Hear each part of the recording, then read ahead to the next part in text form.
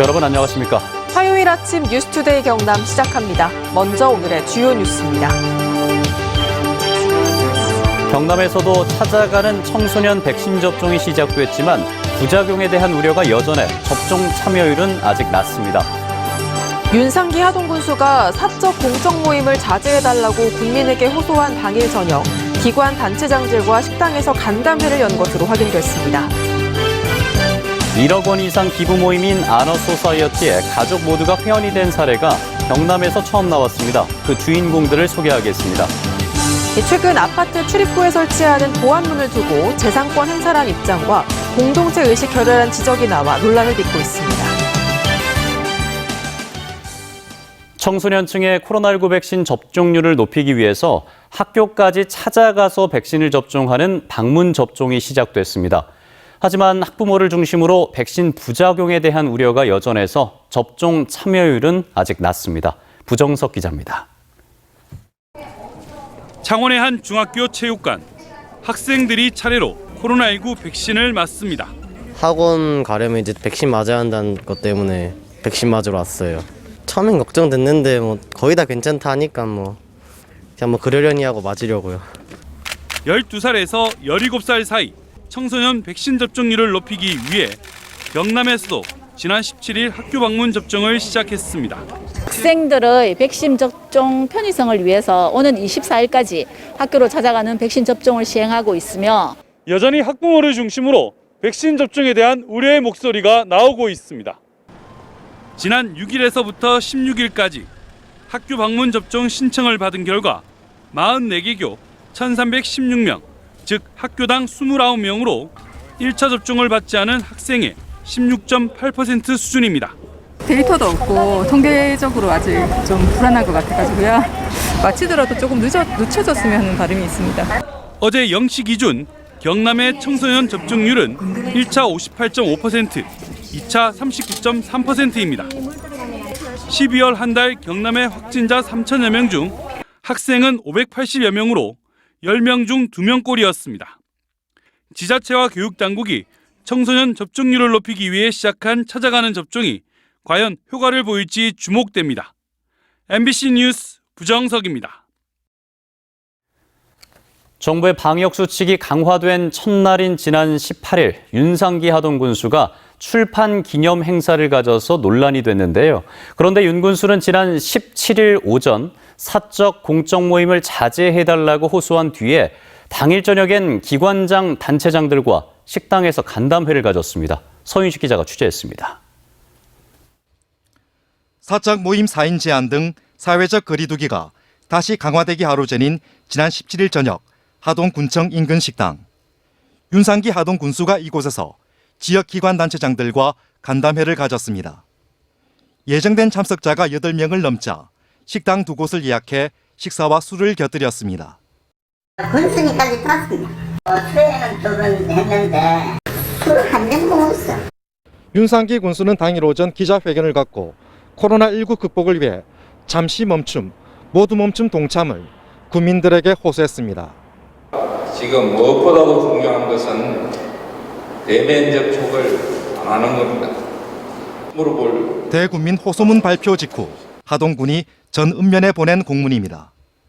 군수 긴급 특별 지시 사항으로 공적 행사까지도 취소하라고 나와 있습니다. 동참 호소 기자회견을 하고 난 뒤에 기관장들과 식당에서 그런 모임을 가졌다는 것도 충격적으로 받아들이고 있습니다. 이에 대해 윤 군수는 이미 예정된 행사였고 방역수칙도 지켰다고 강조했습니다. 계획에 벌써 돼가 있었고 거리두기 다 하고 했는데 8명이 4명 나눠서 갔고. 윤상기 군수는 정부의 방역수칙이 강화된 첫날인 지난 18일 많은 사람이 참여한 가운데 출판 기념 행사도 가졌습니다. MBC 뉴스 서윤식입니다. 코로나19라는 어려운 여건 속에서도 이웃들을 위한 따뜻한 마음이 전해지고 있습니다. 경남 지역에서는 처음으로 한 가족이 1억 원 이상 고액 기부자 모임인 아너소사이어티에 모두 가입했는데요. 서창우 기자가 만나봤습니다. 대기업 계열사에서 6년간 자동차 부품을 개발하는 업무를 해오다 마트 운영을 시작한 전종명 씨. 마트를 조금 더 키워보자는 아버지의 부탁에 서울 생활을 정리하고 고향과 가까운 밀양으로 내려온 겁니다. IMF 등 모진 풍파를 겪은 아버지에게 배운 건 단순히 일뿐만이 아니었습니다. 남한테 먼저 베풀어야 한다는 것. 평소 이 가르침을 새겨뒀던 전 씨는 대학을 다닐 때부터 꾸준히 헌혈을 해왔고 아버지 몰래 조혈모 세포도 기증했습니다. 아빠가 돼서 그런지 모르겠는데 어려운 아이들이나 이제 하고 싶은 게 많은데 여력이 안 돼서 못하는 아이들 많이 도와주고 싶습니다. 전 씨는 또 한 번 아버지를 따라갔습니다. 지난 2014년 아버지와 어머니 그리고 3년 전 형이 가입했던 1억 원 이상 기부자들의 모임인 아너소사이어티의 회원이 된 겁니다. 이로써 경남에선 처음으로 가족이 모두 아너소사이어티에 가입하게 됐습니다. 내 이상으로 아마 할 것으로 저는 믿고요. 내가 가진 걸 그냥 내가 가진 게 아니고 모든 이들과 같이 더불어 가진 게이기 때문에 전 씨 가족을 포함해 경남의 아너소사이어티 회원은 140명. 이런 고액 기부는 건전한 나눔 문화를 널리 퍼뜨리는 데 큰 역할을 하고 있습니다. 어렵고 소외된 이웃들에게 희망과 용기를 줄 수 있는 그런 어떤 사회 문화를 선도하는 일이 되지 않을까 이렇게 생각합니다. 코로나19 장기화로 잔뜩 움츠러든 지역사회에 훈훈한 기부 바람이 불길 기대합니다. MBC 뉴스 서창우입니다.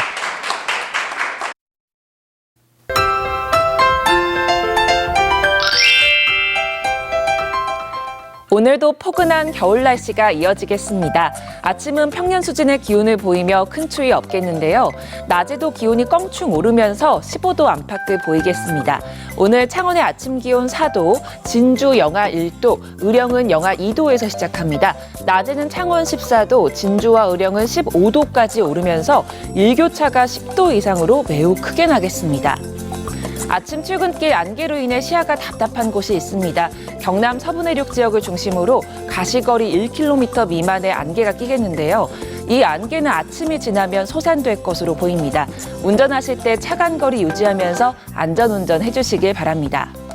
위성영상 보시면 오늘 고기압의 영향으로 맑은 날씨를 보이겠습니다.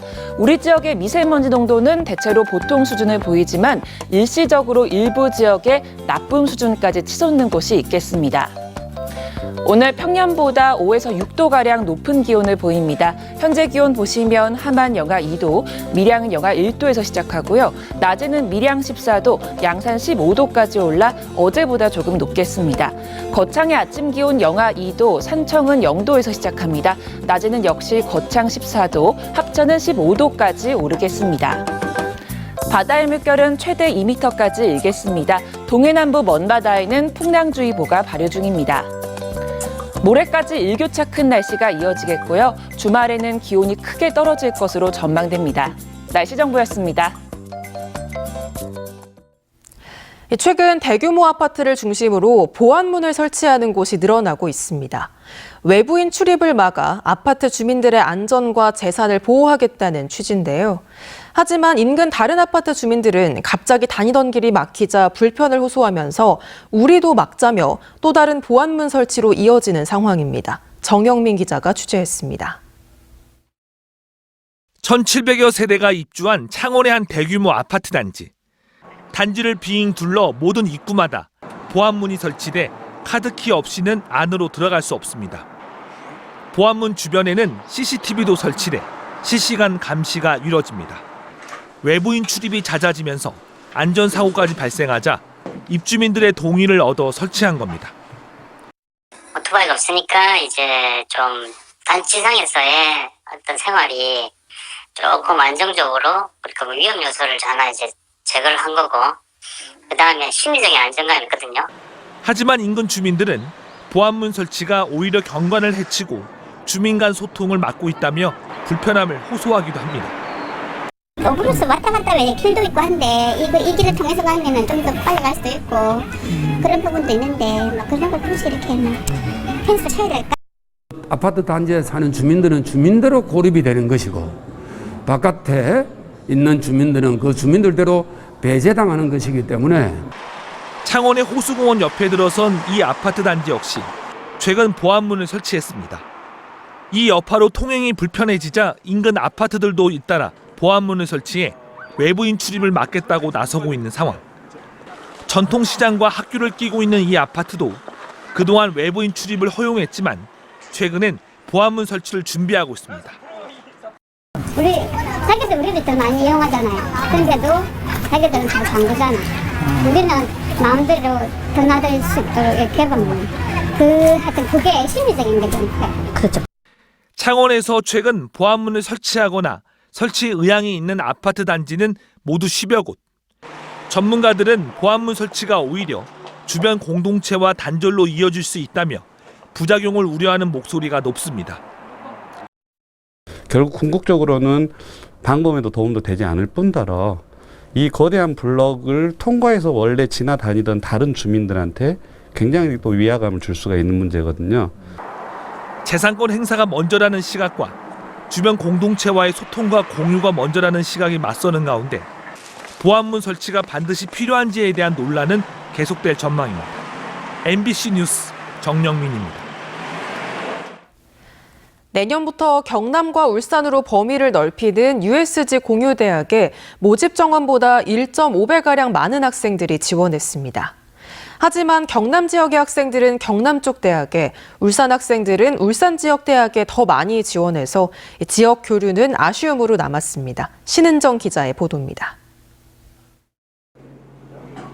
경남, 울산이 공동으로 시행하는 내년도 USG 공유대학에 지원한 학생은 709명. 모집 인원 500명을 141% 초과한 것으로 미달 사태가 벌어졌던 지난해 첫 모집보다 큰 호응을 얻었습니다.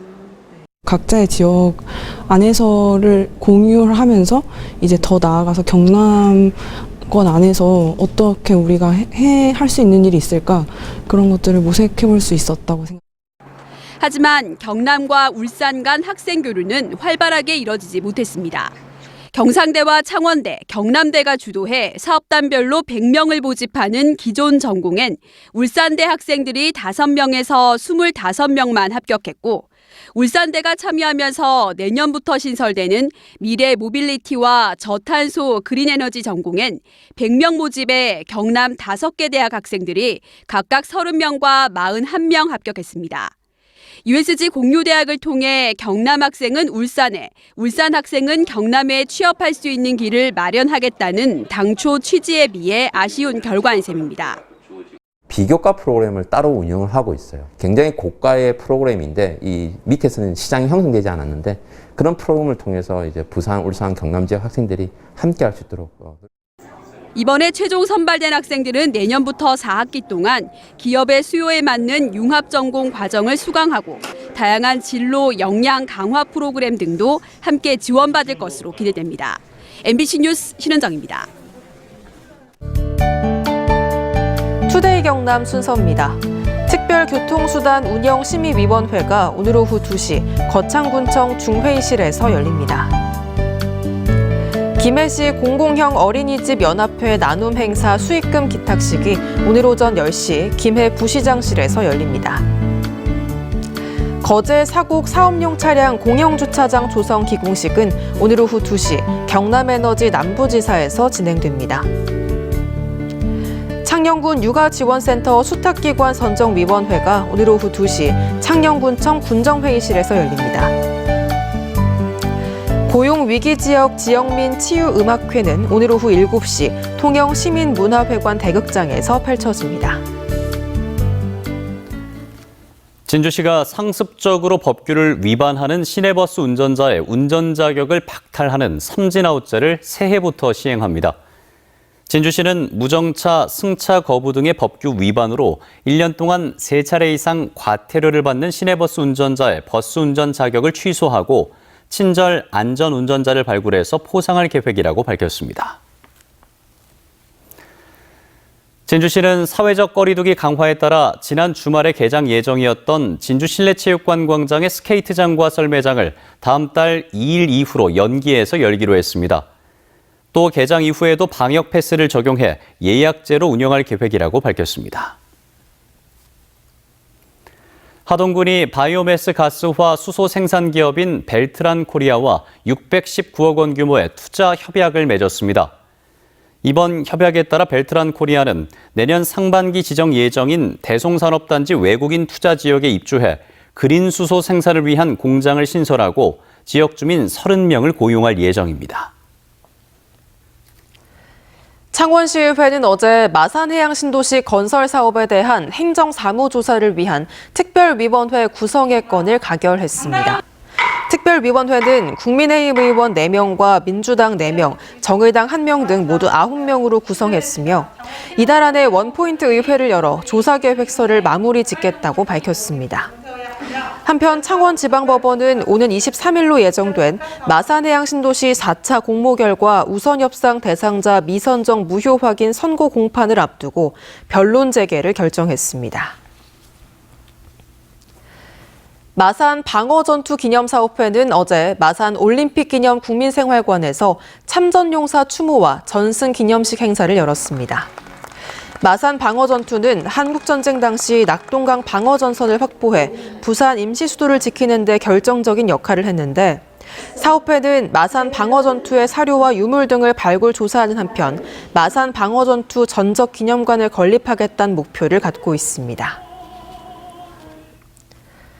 민주노총 경남본부는 5명 미만 사업장 노동자에게 근로기준법을 전면 적용하라고 촉구했습니다.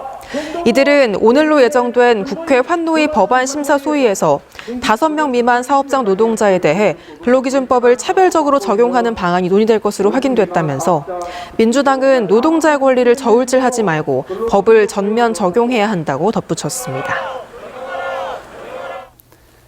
김해시 외동과 주촌면을 잇는 지방도 1042호선 모든 구간이 어제부터 기존 왕복 2차로에서 현재 왕복 6차로로 확장 개통했습니다.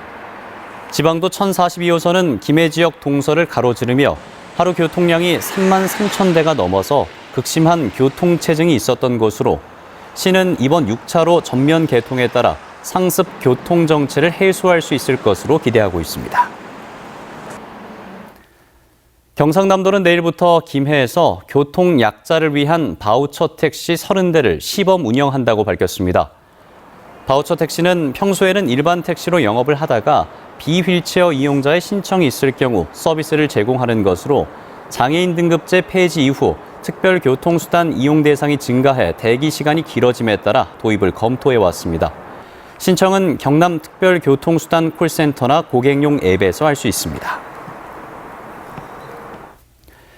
행정안전부에서 주관하는 주민주도형 지역균형뉴딜 우수사업 공모에서 경상남도 등 8개 지자체가 최종 선정돼 전국 최대인 24억 원의 국비를 확보했습니다.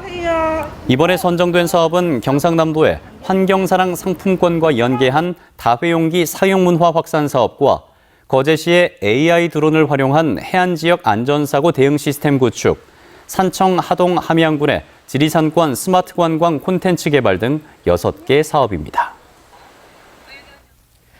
코로나19 위기 극복을 위해 정부 차원에서 추진 중인 2021 K마스 라이브 마켓 기간 동안 이 경남몰에서 다양한 이벤트가 마련됩니다. 경상남도는 매주 원하는 날짜에 정기적으로 상품을 배송받는 구독 상품을 신청한 고객에게 최대 40% 할인 판매를 진행하며 성탄절 행사 기간 동안 구독 상품을 구매한 고객과 전통시장관 제품 구매자에게 추첨을 통해 상품을 지급합니다. 고용노동부는 장애인 고용촉진 및 직업재활법에 따라 2021년 장애인 고용의무 불이행기관 기업과 명단을 515곳 발표했습니다. 공공기관으로는 창원의 한국전기연구원과 진주의 국방기술품질원, 기업으로는 창원의 STS중공업과 DY파워, 진주의 무림페이퍼, 거제의 사무공영 등이 이름을 올렸습니다.